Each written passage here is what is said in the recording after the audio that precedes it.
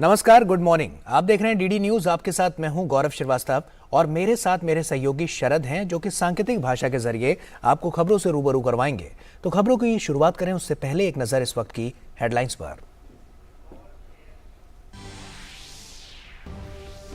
प्रधानमंत्री नरेंद्र मोदी रोजगार मेला के अंतर्गत आज वीडियो कॉन्फ्रेंस के माध्यम से 71,000 नव नियुक्तों को नियुक्ति पत्र सौंपेंगे।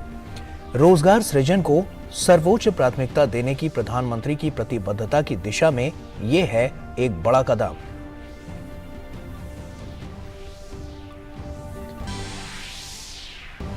विदेश मंत्री डॉक्टर एस जयशंकर आज कोलंबो में श्रीलंका के राष्ट्रपति और प्रधानमंत्री से करेंगे मुलाकात। श्रीलंका में चल रही राजनीतिक और आर्थिक उथल-पुथल के बीच डॉक्टर जयशंकर का यह दौरा माना जा रहा है बेहद अहम। भारतीय जनता पार्टी के अध्यक्ष जेपी नड्डा आज उत्तर प्रदेश में गाजीपुर के दौरे पर।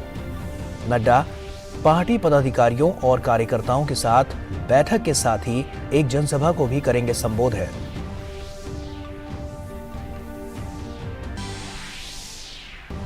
सर्वोच्च न्यायालय आज बिहार सरकार द्वारा की जा रही जाति आधारित जनगणना को चुनौती देने वाली याचिका पर करेगा सुनवाई। याचिका में कहा गया, जनगणना कराने का अधिकार केंद्र सरकार को है, राज्यों को नहीं। और खेल की खबरों में हॉकी विश्व कप में भारत ने अपने अंतिम लीग मुकाबले में वेल्स को दी 4-2 से मात। जीत के साथ भारत अंक तालिका में रहा दूसरे पायदान पर। क्वार्टर फाइनल में पहुंचने के लिए अब क्रॉस ओवर मैच में 22 जनवरी को होगा न्यूजीलैंड से सामना।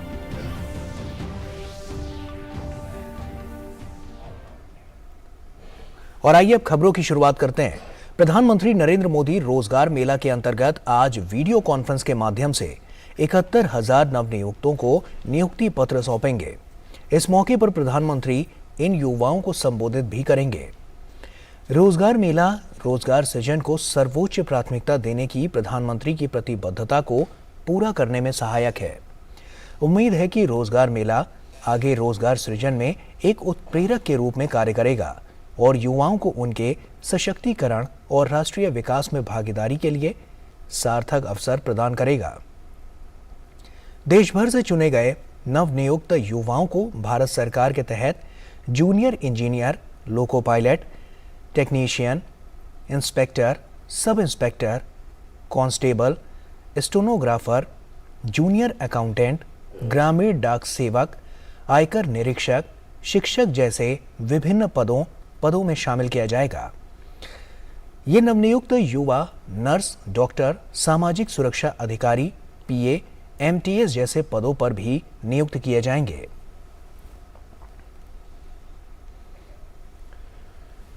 और विदेश मंत्री डॉक्टर एस जयशंकर श्रीलंका के दौरे पर हैं।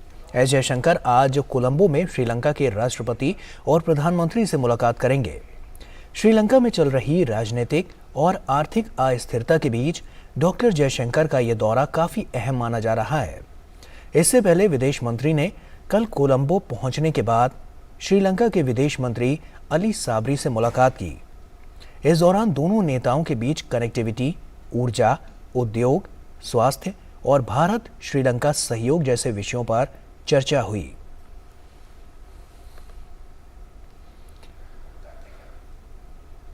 भारतीय जनता पार्टी के राष्ट्रीय अध्यक्ष जेपी नड्डा उत्तर प्रदेश के दौरे पर हैं। अपने दौरे के दौरान जेपी नड्डा आज गाजीपुर जिले में एक रैली को संबोधित करेंगे। इसे अगले वर्ष होने वाले आम चुनाव के लिए पार्टी के अभियान का आरंभ माना जा रहा है। वे भाजपा पदाधिकारियों और कार्यकर्ताओं के साथ बैठक भी करेंगे। पवहारी बाबा आश्रम में दर्शन करने के बाद वो पूर्व सैनिकों के साथ भी संवाद करेंगे। गाजीपुर का दौरा करने से पहले जेपी नड्डा वाराणसी स्थित काशी विश्वनाथ मंदिर में पूजा अर्चना करेंगे। और आइए अब एक नजर डालते हैं डीडी प्रीमियर्स पर।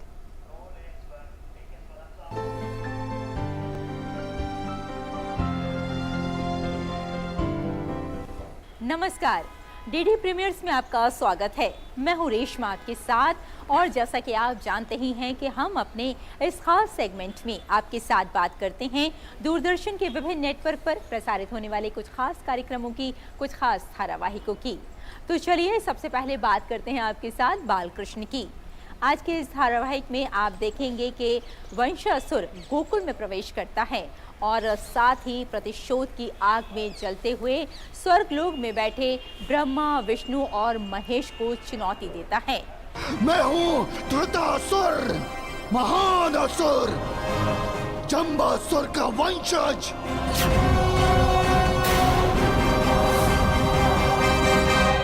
वही जम्बासुर जिनका तुम तीनों ने दत्तात्रेय के रूप में वध किया था। ऐसे क्यों देख रहे हो? हाँ? ये कहीं कोई स्वप्न तो नहीं? राधा, तुम भी कान्हा की हाँ में हाँ मिला रही हो। अरे कोई मुझे निंद्रा से उठाओ। ऐसा कुछ नहीं है, मैं हमेशा सत्य का साथ देती हूँ। उस पात्र को गाड़ देना। पुत्री, केवल एक ये मात्र उपाय है तुम्हारी सभी विपदा को टालने का। तो क्या होगा असर इस चुनौती का, ये जानने के लिए देखिए बालकृष्ण सोमवार से शुक्रवार रात 9 बजे सिर्फ डीडी नेशनल पर। और अब बात करते हैं लाल रेखा की। लाल रेखा अमर प्रेम की अमर गाथा। और आपको हम यहाँ ये बताते चलें कि ये कहानी, ये गाथा है भारत के पूर्वोत्तर राज्य असम की। जय माता दी। पंडित जी, आज मेरा रिजल्ट आने वाला है, तो आशीर्वाद दीजिए कि मुझे अच्छे मार्क्स आए और मेरी सारी मनोकामनाएं पूरी हो। अपूर्वा बौर पुजारी, परिवार की सबसे लाडली बेटी, आर्य की बहन, जो अपनी उम्र से ज्यादा समझदार भी है और साथ ही चुलबुली भी। आप सोच रहे होंगे कि अभी तक कहानी में विलन कौन है, तो इनसे मिलिए, जिबोन बोरुआ। मानसी, तूने पता है हमारी दोस्ती का भी नाम रोशन किया है। थैंक्स यार। पता है मानसी, सब मुझे देखेंगे ना तो क्या बोलेंगे, टॉपर की बेस्ट फ्रेंड जा रही है। और बता तेरे कितने परसेंट आए? 92%। वाह। तो देखना मत भूलिए लाल रेखा, सोमवार से शुक्रवार रात 9:30 बजे सिर्फ डीडी नेशनल पर। तो आप उठाइए इन खास धारावाहिकों का आनंद और हमें यही अनुमति दीजिए। नमस्कार।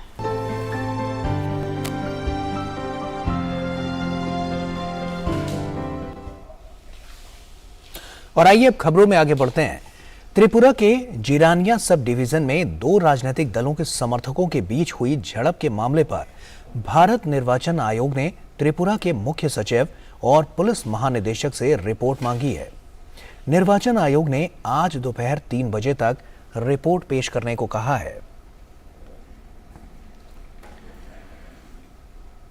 बिहार में चल रही जातिगत जनगणना के खिलाफ दायर याचिका पर आज सुप्रीम कोर्ट में सुनवाई होगी। दरअसल बिहार सरकार के एजेंडे में जाति पर आधारित जनगणना शामिल है।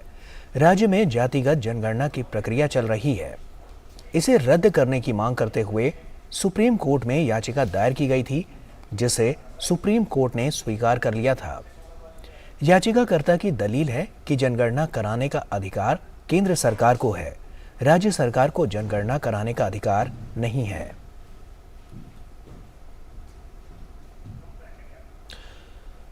कंपटीशन कमीशन ऑफ इंडिया यानी कि सीसीआई द्वारा गूगल पर लगाए गए जुर्माने के आदेश पर सुप्रीम कोर्ट ने दखल देने से इनकार कर दिया है। कोर्ट ने गूगल की याचिका को एनसीएलएटी को वापस भेजते हुए एनसीएलएटी को 31 मार्च तक गूगल की अर्जी पर फैसला लेने को कहा है। कोर्ट ने जुर्माना भरने की समय सीमा को 1 हफ्ते बढ़ा दिया है।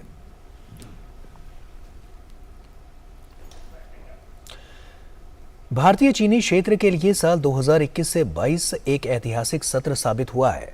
चीनी सत्र अक्टूबर से सितंबर 2021 से 22 में भारत दुनिया का सबसे बड़ा चीनी उत्पादक और उपभोक्ता के साथ साथ ब्राजील के बाद दुनिया में चीनी का दूसरा सबसे बड़ा निर्यातक बनकर उभरा है। इस सत्र के दौरान गन्ना उत्पादन, चीनी निर्यात, गन्ना खरीद, गन्ना बकाया भुगतान और इथेनॉल उत्पादन के सभी रिकॉर्ड टूट गए थे। सत्र के दौरान देश में 5,000 लाख मीट्रिक टन से ज्यादा गन्ने की रिकॉर्ड पैदावार हुई, जिसमें से लगभग 3,574 LMT गन्ने की चीनी मिलों में पिराई हुई। इससे 394 लाख MT चीनी का उत्पादन हुआ, जिसमें 36 लाख MT चीनी का इस्तेमाल एथेनॉल उत्पादन में किया गया और चीनी मिलों द्वारा 359 LMT चीनी का उत्पादन किया गया।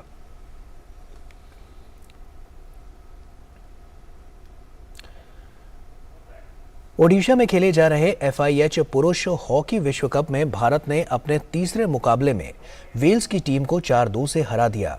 इस जीत के बाद भारतीय टीम ग्रुप डी में दूसरे स्थान पर रही।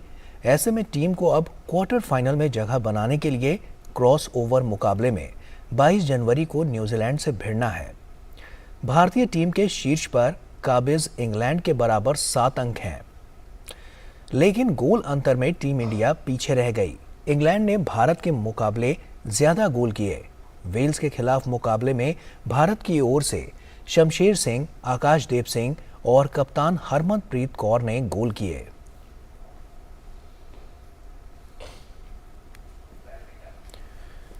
और वहीं दिल्ली में चल रही इंडिया ओपन बैडमिंटन प्रतियोगिता में साइना नेहवाल का सफर अंतिम 16 में थम गया।